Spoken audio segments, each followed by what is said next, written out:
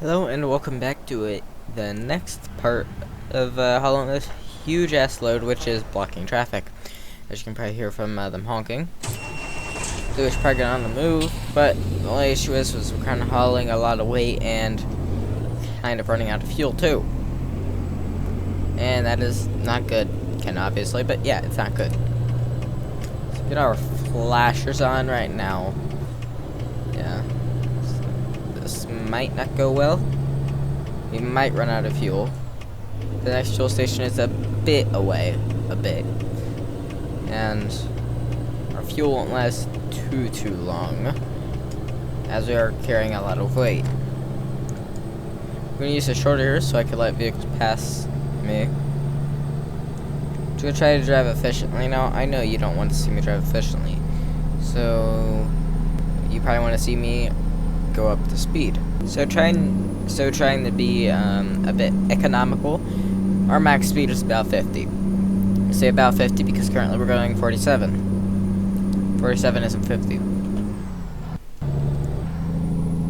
But the fuel station is just ahead, so let's give it some throttle. And some stuff happened there, I guess. Oh no, so they're installing stuff over there. Can't wait to get into our new Freightliner. Although I've had more time spent in other trucks, such as my Kenworth. Spent a lot more time in my Kenworth W900 than pretty much anything else. Because that was like the truck that I used the most. I think I have like 38,000 miles on that truck, which isn't a lot for the real life world, but considering this is a game, a lot. If you divide it by, I think, like 25 or 30, something like that, you get how many miles it would actually be. And we have one of these things, so I gotta remember. It's kind of a big load. Let's turn on our retarder. So, okay. We should be able to pick it up not pick up, but we should be able to stop right here. Now if I just go kind of really slow, can I automatically click with, well, not, okay, there we go. 222 gross vehicle weight. And I thought the other weight was a lot, 160,000 pounds. Now that's a lot. Wouldn't that mean that my truck weighs over like 50,000 though? So I might right now, but if I forget, oh well. Put in how much these things actually weigh, because I mean, I've been wrong a lot of the time, but I don't see even a truck of this size weighing so much. And considering we're on a almost empty tank of gas, and the needle is basically on empty. I'm just lucky I made it, and that's getting kind of close, isn't it? Okay, should be good here. See, because you got all these things to stick out on the side, and it's not good. Then you have to do some weird maneuvering.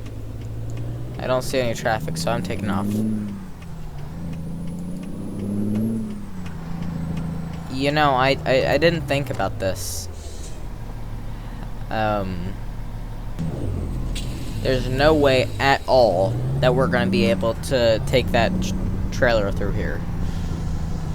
It's probably too high and too wide, because it's definitely not going to fit through here.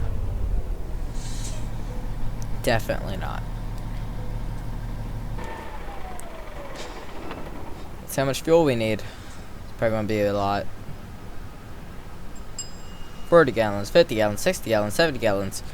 And we're currently at 100 gallons at half tank.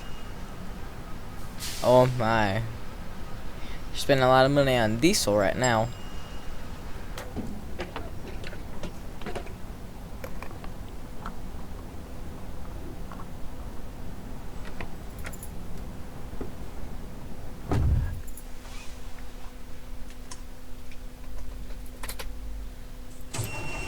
I had to play that bit of an animation there.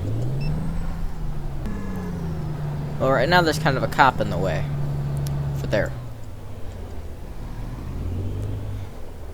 Yeah, at least they can't charge me for illegal parking. And we're coupled up. So maybe I can try to reverse this, as I don't currently see any traffic. I mean, the reversing is going to be pretty jank, but I mean, maybe I can reverse from here and get it out. Yeah, okay, I think that this will work here. I just had to pay a load installment of $5,700. And now I don't have to worry about fuel. We can continue on our journey. Although, I have to be extremely cautious here. Flashers on. We're just gonna hope. Okay, that guy's gone past. Then we're on hill. Let's see, can I just do that? Nope. Okay, we use this technique. Full throttle, a little bit of clutch, and let off the clutch. It works every time. Let's turn on our beacon light, because we need to signify that we are carrying weight. I know size matters, but this is a little bit extreme. And have not done a road sign currently in this episode yet, but I have already knocked down road signs in, I think the first video I might have knocked down a road sign. See, instead of going into 7 low, you basically, for like the first 1 to 3, you might be able to skip a gear. But like after that, you can't skip gears because your RPMs would just be way too low. I don't feel safe going this fast on this road. Give it a, let's see, retarder activated. More retarder. That road sign is still there. I really only feel safe about going 50 on this road. Currently it is 1:50 a.m. Continuous 55-mile-per-hour zones. You just gotta love them, you know. I mean, they are sometimes, if you're carrying a huge load like this, kind of nice, because you could be going kind of slow and oh no, crap! Oh god, how? I think I ran up onto the side there, and this is thin. Full retarder. Not going to use the Jake brake because we are in city. Okay, this is taking up the whole road. Flashers on, because we are taking up a lot of the road right now. So now let's turn back this way. Just looking around to make sure we're not going to run over anyone. And we have not. So let's floor it and get amazing fuel economy. So I was checking, and the company that owns Mercedes also is Freightliner. So yes, Mercedes does, I would say, technically, with the copyright stuff. If they have the copyright stuff for Mercedes, they should be able to put Freightliners in this game. All they'd have to do is model it, not have to worry about the copyright things. Because for European Truck Sim, they had Mercedes trucks in it. So I would think they would be able to get other things like Freightliner into this game without having to buy another copyright thing. I have seen a lot of, and another charred car. I mean, we saw one last episode, so I guess they're just wildfired maybe? Yeah, that's probably what's happening. As we go through the corner, it just like lifts, and I'm not going faster than the speed. Okay, let's go fast because we're starting to straighten out on the road. Knock down a few of these poles on the side of the road, the small ones right there. Now is this the same speed for trucks? And yes, it is. I mean, it's kind of stupid to go that fast, but I mean, I don't even think I might be able to go that fast. Maybe if it's a completely downhill section, but like just a little bit downhill, that might work, but doesn't matter because we're getting off the highway once again. So get over here, start that Jake brake action. Jake brakes and retarder, best thing invented.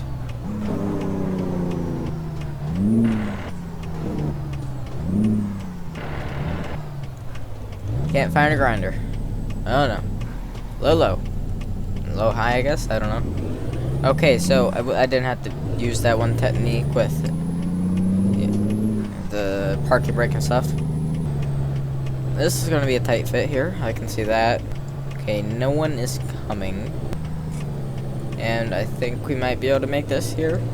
Yeah, the back end is kind of kicking out, but we have it. I do have to rant a bit. I've ranted on this before, but Alienware's computer cases, I hate them. I mean, like, if you're a type of computer person, a computer enthusiast who really just would just get a computer and not really modify or do anything much to it or add things to it, yeah, Alienware is good for you if you just want a pre-built. But here's the issue. If you're a computer enthusiast like most of them that add parts and modify their computer internals and that type of thing, you'll find that Alienware computers are very annoying to work on because, like, the whole thing on the inside from, and if you need to be a computer person to know this, but what a graphics card is, or even just somewhat knowledge of a computer, computer parts, the graphics card and the bottom of the computer, I have about a fist of distance between the top and bottom of there. And that's not that much distance. And the thing is that on the Alienware motherboards, the spot to plug in all the stuff is there's no room to really reach for it because the graphics card's in your way. So when you're trying to plug something in there, you just kind of have to feel it into place. It's really stupid. I really like. Yes, it has good airflow, but if you want to add another hard drive, like a 3.5-inch drive, where are you gonna put it?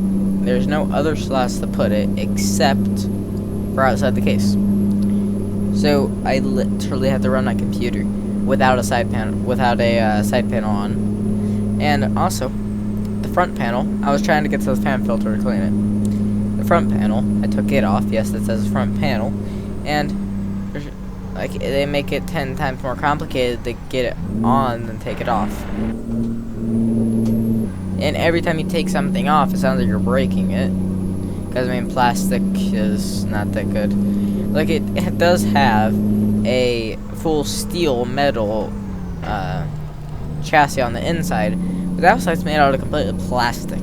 There's no real metal except for on the very back. It's kind of like what car manufacturers are doing. They're like, what else can we make out of plastic? Oh, yeah, the side of a radiator. Yeah, because there's no really point to do it. It just gets more money into the maker of that car brand's pocket because plastic will wear out faster, and whoa, that's gonna knock down some signs or not, but it puts more money into their pockets because plastic will break faster than steel would. And also there's no weight savings because on the radiator they have to make it so thick so that you're an asshole, so that it doesn't break instantly. That the plastic is so thick it doesn't change weight. And I have so many drivers, I'm making lots of money. And this is a bit of an incline, and then right here's the downhill, so that should be good. And also, car parts, like a power steering pump, should never be made out of plastic, because that's just stupid. Now parts like a air filter, like the box for the air filter, is, yeah, that's okay, because you don't really have too much running through it, and it's not going to be in contact with liquids or anything like that. So it's completely fine. And plastic is cheaper, but still, there is kind of like the thing where some plastic for the engine is good to save weight. For example, on the airbox that holds the air filter, yeah, completely fine. Because that's not going to be doing anything involving wear and tear. It's just plastic that sits there and holds something in it.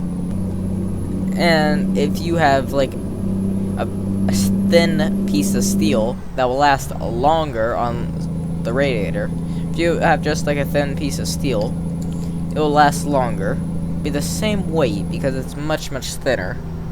And I think we might pass this person hauling this much weight. Of course, it's kind of impossible to pass anyone. Yeah, it's basically impossible to pass anyone because of the width of this. That thing just flew to the side. Why is it leaning that far? Like, the lean on this is... Oh my. And the rear is just... Oh, I'm not even gonna look at that, because the more I look at that, the more I think I'm just gonna be like, oh no, and then tip it. And you just saw there, it tipped up a little. Even the wheels came up, and now it's kind of swaying in the wind. This is called an uphill. No, this isn't gonna be good, is it? I said this is an uphill, kind of like how I would talk to an American car if it was a person. I would say, okay, here is this thing called a corner. And then even if you tried to explain what a corner is to an American car, it still wouldn't know what it is. It has a severe learning disability when it comes to corners and road types. The only types of roads that it knows are a drag strip and a fully open airport where you can just go, okay, sideways. Because, like, muscle cars, if you drive, say, like, muscle cars, the steering in them, now I'm saying muscle cars, so the Ford Mustang and Camaro, the Chevy Camaro are essentially kind of out of there. Because, like, yes, they are, their origins are from muscle cars, actually. I can imagine someone right now saying, but oh, the Mustang was first a pony car. It was never a muscle car. Are you little? Okay, just exclude it. I don't care. I'm just gonna say when I type out muscle car, I'm gonna talk about Dodge Challenger, because the Dodge Challenger is the most muscle carish. The steering, if you try to track it, is not that good. It feels kind of numb and that type of thing. Whereas, like, a Mustang, you know, is designed more for sport than it is just muscle car things.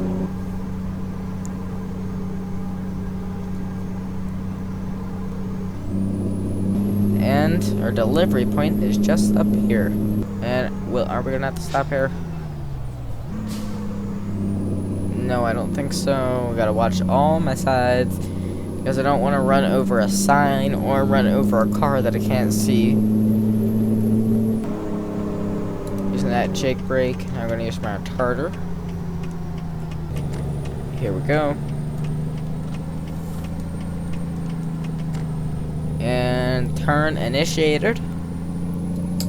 Now, we need to watch our side here for the side of our load hitting there. I think we are okay. I wonder how much one of these would cost in real life. American Truck Sim is very accurate with everything they do, even though, like, the interiors. Now this interior is a bit modified. I haven't, because this is a mod, so I don't know if this is an actual interior. Blah blah blah. Skip the delivery. Fuck me. Shit. I never thought about this, did I? I am cheating here, using the exterior camera, because I mean, like, kind of have to. Let's just get it around here. If we can't get it around here, well, we're fucked. Because I at least need to get to the delivery icon to let me deliver. Even just, like, pressing the button to skip the drop off. Where do we go now? I don't think we'll make it past there. So what are we going to make it past? So we need to probably lock our differential spot in here. Yeah, okay, differentials are locked. You can see that button over there that says, like, this for the differentials. Feels much better while doing this now. Trucks actually do have a good amount of turning radius, because they're Because, you know, they have to maneuver through these types of things. I believe in speed and power.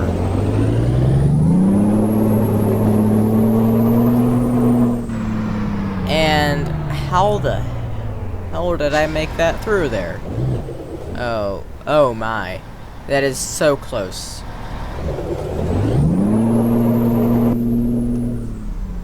I mean, like, we're not going to get in the place, so we are going to just have to cheat here, so. Okay, that's in place. So, this video was pretty interesting. Hopefully you do like it. And I hope you appreciate that I put so much work into these videos. I spend long hours into editing every single video. So, if you could just like the video and subscribe. And if you have any questions, just comment. So hopefully you liked this episode, and goodbye.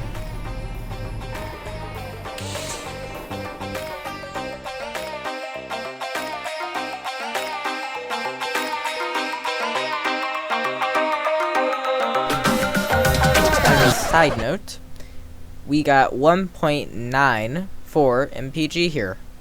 You could definitely see the higher the weight of the trailer, you're definitely going to be getting less than PG.